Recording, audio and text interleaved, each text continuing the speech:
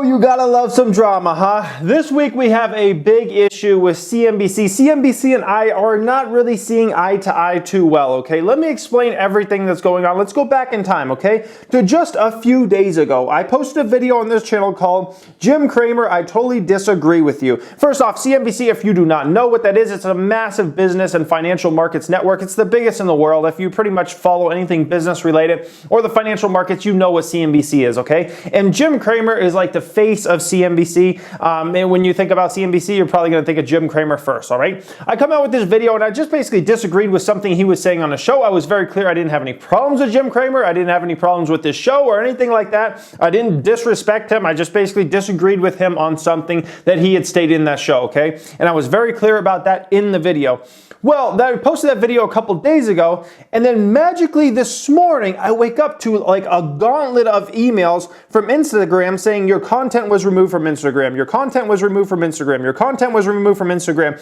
A massive amount of content I had posted on my Instagram was basically taken down by CNBC. And it's funny, you know, because a lot of those posts I had made were like months old. And so basically sometimes what I would do is I would take like a 30-second or 45-second clip of something Warren Buffett had said on CNBC, and I would put a catchy title in there on a great tip that Warren Buffett had got, and these videos would get a ton of views, especially for how small my Instagram is. Like now I have like 24,000 followers. A lot of times before that I had less than 20,000 followers, and so these posts would get like 100,000 plus views, like crazy views, crazy amounts of hearts, crazy amounts of shares, like 3,000, 4,000 shares alone, like people sharing them back and forth, like DMing them to friends and family and whatnot.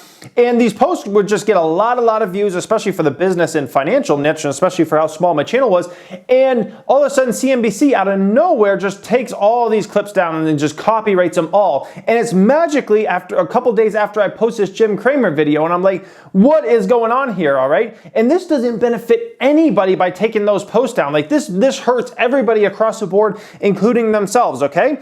So here's the email. I basically got an email address. So first thing this morning, it was one day I like wake up early, okay? It was this morning. So I wake up super early, I see all that, and I email the person I'm supposed to email right away. I said, hello, so-and-so. Just want to touch base. My name is Jeremy, and I saw you removed any of my Instagram posts that had CNBC in them. Not sure why you didn't contact me first, because they never contacted me. They never DM'd me, sent me an email, nothing, okay? No contact me, just ripped them all down.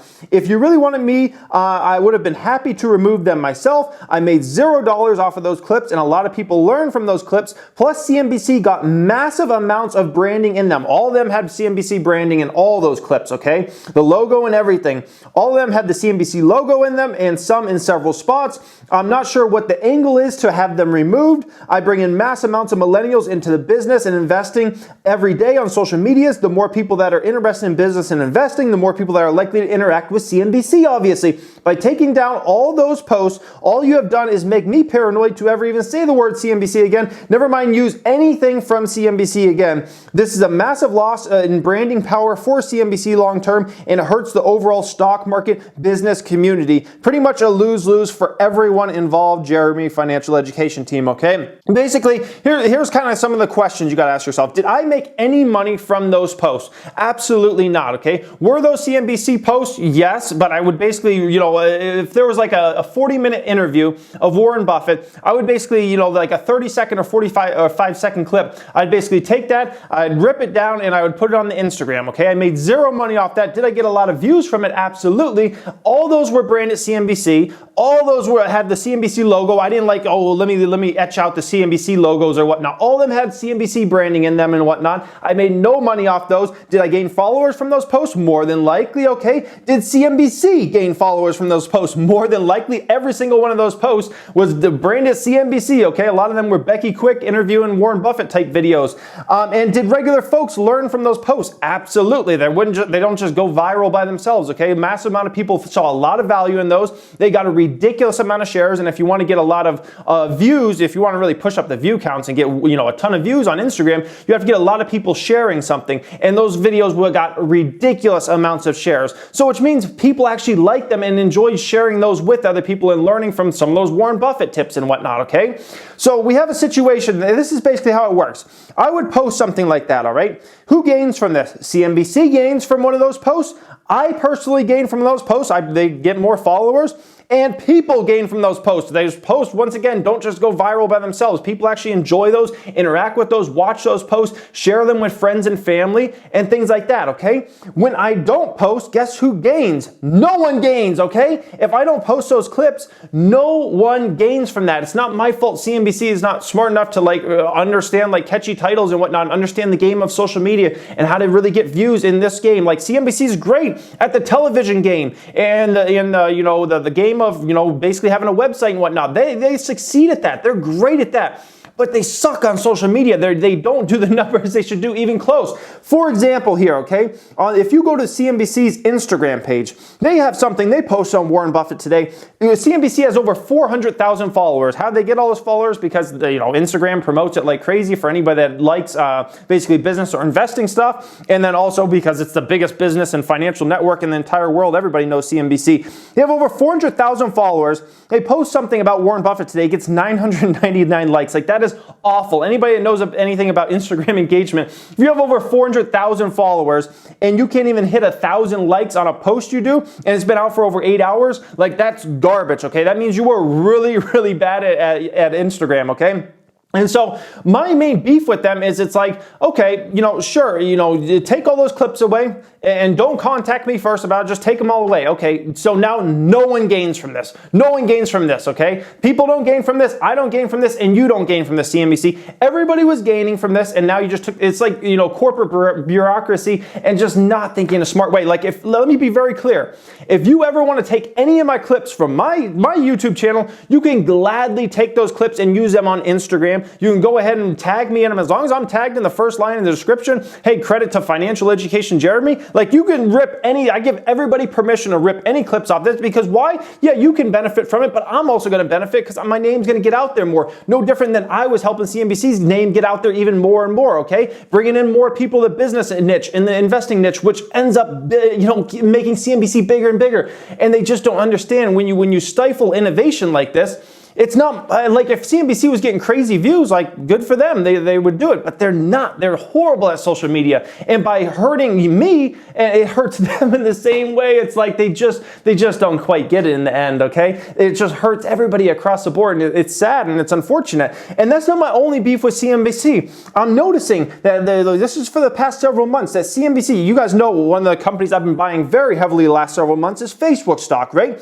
I see a consistent hating of Facebook stock by CNBC. I'm starting to ask myself, are these guys being funded by short sellers or something? This is really sketchy, okay? Look at this. Why quitting Facebook and Instagram made me happier. CNBC, okay? CNBC, how to delete your Instagram without losing photos, okay? This just today, this was on the very front page as soon as you log into the CNBC app. Inside cult-like Facebook, where employees pretend to be happy all the time, okay? Yeah, I'm sure all the CNBC employees are happy all the time, and they never pretend to be happy or something like that, right? It's just a constant dogging of Facebook and Facebook stock in general, and I'm why is this going on? Why are they constantly, they just beat it like it's a dead horse? And literally, I log into the CNBC app today. First thing, the biggest article up there is about that Facebook, very negative article on Facebook and the culture there, because they interviewed 8 people or whatever.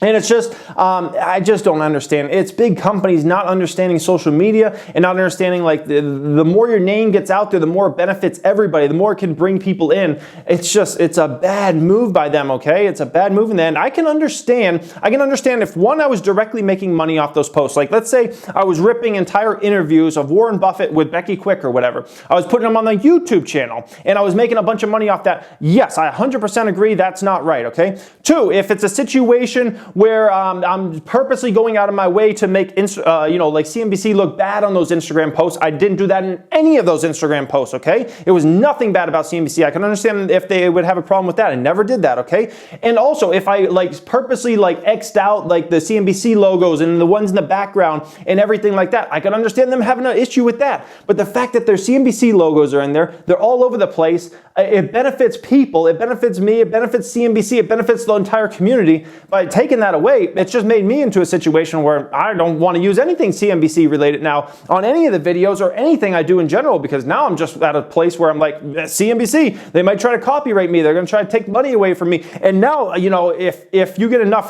basically copyright strikes on Instagram, you have your entire Instagram taken away. So now I'm at jeopardy of having 24,000 followers just taken away overnight from me because of, you know, some posts that they didn't like, and, you know, that I basically, you know, made into very popular clips. So it is what it is. I don't know why they didn't contact me first and just say, hey, Jeremy, you know, if you got an issue. My thing is, if you ever got an issue with somebody and you have a way to directly contact them, contact them. I've had issues with people in the past, either on YouTube or on Instagram or whatever. I DM them, or I send them an email or whatever. There's ways to contact people. And I say, hey, I have an issue. You're taking something I'm using or doing something like this. And can you do it at least where you give me credit for it or something like that? Like I just don't get it, guys. I don't get it.